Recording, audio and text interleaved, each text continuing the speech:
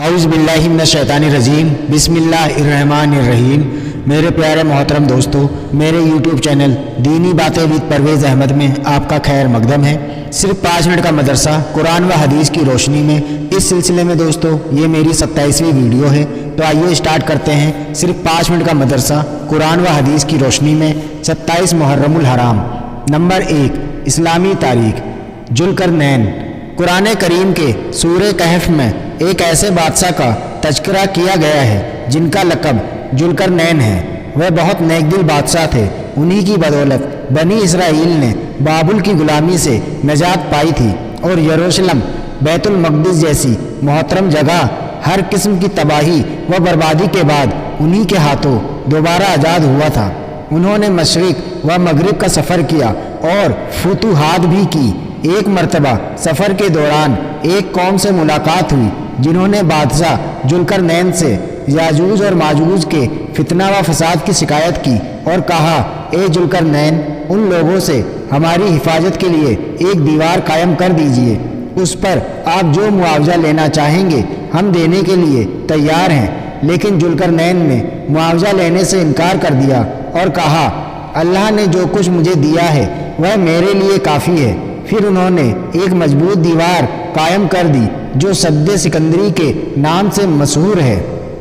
Number 2، اللہ کی قدرت۔ کھارے اور میٹھے پانی کا الگ رہنا۔ قرآن میں اللہ تعالیٰ نے ایسے 2 سمندروں کا تذکرہ کیا ہے جن میں سے ایک کا پانی کھارا اور دوسرے کا میٹھا ہے۔ ان میں طوفان بھی آتے ہیں اور مد و جز، جوار بھاٹا بھی ہوتا ہے۔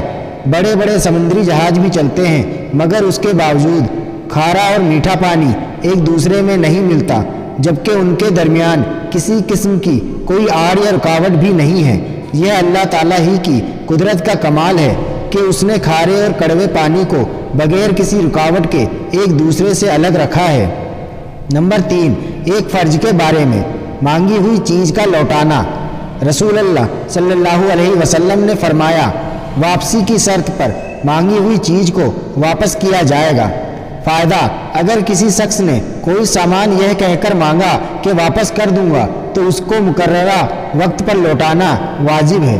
اس کو اپنے پاس رکھ لینا اور بہانہ بنانا جائز نہیں ہے۔ نمبر 4، ایک سنت کے بارے میں، سفر سے واپسی کے بعد نماز پڑھنا۔ حضرت کعب رضی اللہ تعالی عنہ بیان کرتے ہیں کہ رسول اللہ صلی اللہ علیہ وسلم جب دن کے وقت سفر سے واپس تشریف لاتے تو مسجد میں داخل ہوتے اور بیٹھنے سے پہلے 2 رکعت نماز ادا فرماتے۔ نمبر 5، ایک اہم عمل کی فضیلت، جنت میں جانے کی دعا۔ رسول اللہ صلی اللہ علیہ وسلم نے فرمایا، جس نے رضیت باللہ ربًا وبالاسلام دینا وبمحمد رسولا پڑھا، جنت اس کے لیے واجب ہو گئی۔ نمبر 6، ایک گناہ کے بارے میں، اپنی عزت کے لیے دوسروں کو کھڑا کرنا۔ رسول اللہ صلی اللہ علیہ وسلم نے فرمایا، جو شخص اس بات کو چاہے کہ لوگ اس کی عزت کے لیے کھڑے ہوں تو اسے اپنا ٹھکانہ جہنم میں بنا لینا چاہیے۔ نمبر 7، دنیا کے بارے میں، دنیا کی محبت ہلاک کرنے والی ہے۔ رسول اللہ صلی اللہ علیہ وسلم نے فرمایا، خوش ہو جاؤ اور اپنے مطلوب کی امید رکھو۔ اللہ کی قسم، مجھے تمہارے محتاج ہونے کا اندیشہ نہیں، مجھے تو اس بات کا اندیشہ ہے کہیں تم پر دنیا کھول نہ دی جائے جس طرح سے تم سے پہلی قوموں پر کھولی گئی تھی، پس تم اس میں اس طرح رغبت ظاہر کرنے لگو جس طرح ان لوگوں نے کی تھی، پھر وہ دنیا تمہیں اسی طرح ہلاک کر دے جس طرح ان کو کیا تھا۔ نمبر 8، آخرت کے بارے میں، اہل جنت کے عمدہ فرض۔ قرآن میں اللہ تعالیٰ فرماتا ہے، اہل جنت سبز رنگ کے نقش و نگار والے فرشوں اور عمدہ قالینوں پر تکیہ لگائے بیٹھے ہوں گے۔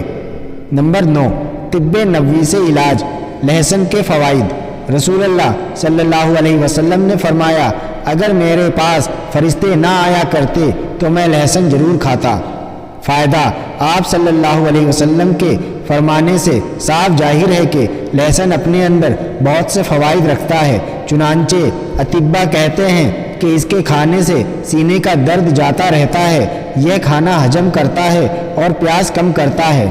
نمبر 10، قرآن کی نصیحت۔ قرآن میں اللہ تعالیٰ فرماتا ہے تم اس وقت تک نیکی اور بھلائی حاصل نہیں کر سکتے جب تک تم اپنی محبوب چیزوں سے اللہ کے راستے میں خرچ نہ کر لو، اور جو کچھ بھی تم خرچ کرتے ہو تو اللہ تعالیٰ اس کو اچھی طرح جانتا ہے۔ تو میرے محترم پیارے دوستو، امید کرتا ہوں پہلے کی ویڈیوز کی طرح یہ ویڈیو بھی آپ کو پسند آ رہی ہے۔ اگر آپ کو یہ ویڈیو پسند آ رہی ہے تو پلیز اس کو لائک ضرور کر دیں، اور اگر آپ میرے چینل پہ نئے ہیں تو اس کو سبسکرائب بھی ضرور کر لیں، تاکہ آئندہ آنے والے وقت میں ایسی ہی ویڈیوز آپ کو ملتی رہیں۔ اللہ تعالیٰ آپ کو اور ہمیں کہنے اور سننے سے زیادہ عمل کرنے کی توفیق عطا کرے، آمین۔ ملتے ہیں اگلی ویڈیو میں کسی نئے ٹاپک کے ساتھ، تب تک کے لیے اپنا اور اپنی فیملی کا دھیان رکھنا۔ اللہ حافظ۔ Thanks for watching.